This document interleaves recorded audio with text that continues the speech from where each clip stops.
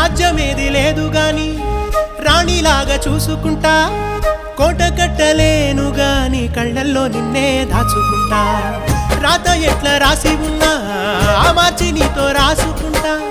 స్వర్గమంటూ ఉన్నదంటే అది నీతోనే ప్రతిరోజు పంచుకుంటా నిన్ను గన్న మీ నాన్న కన్నా